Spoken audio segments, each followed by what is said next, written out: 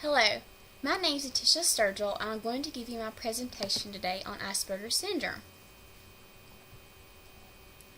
Basically, the abstract is going to describe the course and criteria of Asperger syndrome and illustrate the epidemiology by comorbidity and prevalence, explaining the etiology, which is the biological and psychological factors, and the support of the most effective treatments available for Asperger syndrome.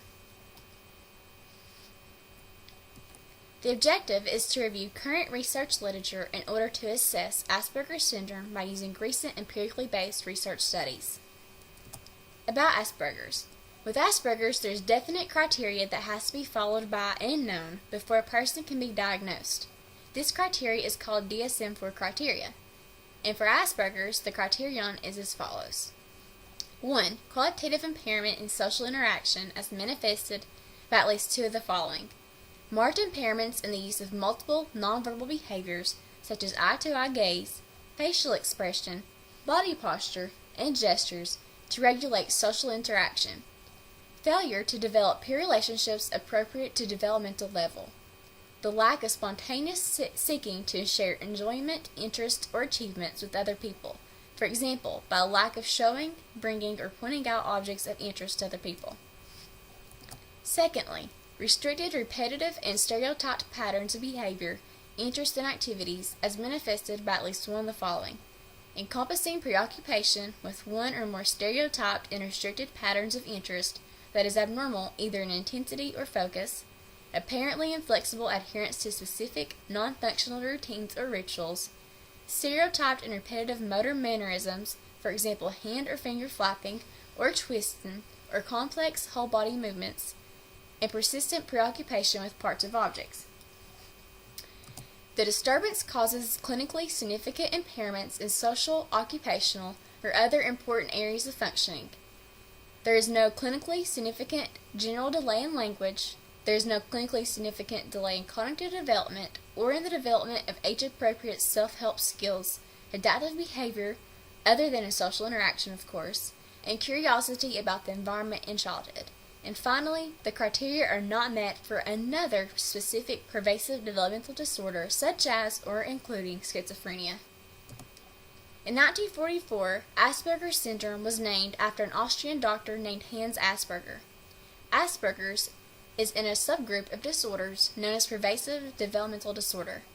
This disorder is a disorder that involves delays in speech, communication, imagination, socialization, and basic skills. And symptoms include problems with social skills, eccentric or repetitive behaviors, unusual rituals, communication difficulties, a limited range of interest, coordination problems, and either skilled or talented in a particular area. About these symptoms, for social skills, it is hard for them because they just don't know how to communicate with others. This makes it hard for them to make friends. An eccentric behavior has to involve repetitiveness. It is often associated by the use of words or movements repetitively, getting dressed in a specific order repetitively, or wearing a certain outfit on a certain day of the week, such as a certain t-shirt and shorts, like on Monday, Wednesday, Friday. Their communication difficulties include eye gazing, which means they make no eye contact at all while they speak. They don't understand gestures or hand movements, or boundaries such as your personal space. The description of Asperger's is often become obsessed with a certain form of daily life. This leads to their incredible memory. They have an incredible memory with numbers, birthdays, a certain time that they met you, a certain place. If you met them at Pizza Hut on June 9th, they will recite that every time that they see you. They also know the year and the exact time that they met you. They most excel in a particular subject, but some just don't do well in others. The epidemiology of Asperger's, which is the prevalence and lifespan, is basically it is lifelong. There is no cure available, but there is treatment options. Statistically, it has been shown that the male to female ratio is 4:1.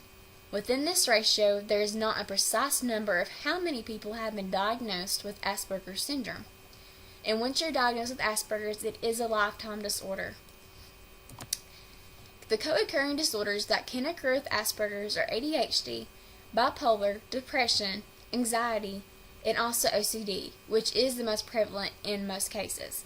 Some are very clean, organized, and everything's spotless, and then some are the exact opposite. They're sloppy, they don't take baths for days, they have bad hygiene, they just don't care.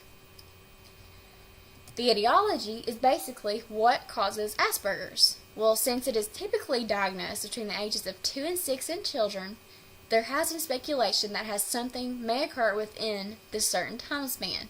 That something is they have kind of came up with that it might be immunizations during that childhood time. And it has also been speculated that it may be hereditary within the genes. At this time, they have no explanation or scientific reason as to what causes Asperger's. And for that reason, that they have no scientific reason, it means that they basically can't have a cure available for it if they don't know the scientific boundary behind it. And the treatment, there is no current cure, as I would say, in the world for Asperger's.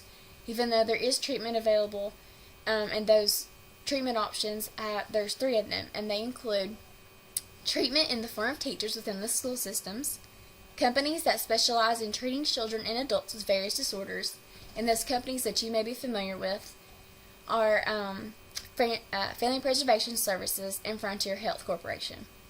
And the last is psychologists. They basically are the ones who can give the diagnosis on the DSM-4 criteria, as well as the only person that can give medication. These people provide counseling in a special way to teach the clients how to act and perform in the everyday world. Along with counseling, medications are also prescribed to help with the effects of the disorder and with the co-occurring disorders that may be present. And that's my presentation.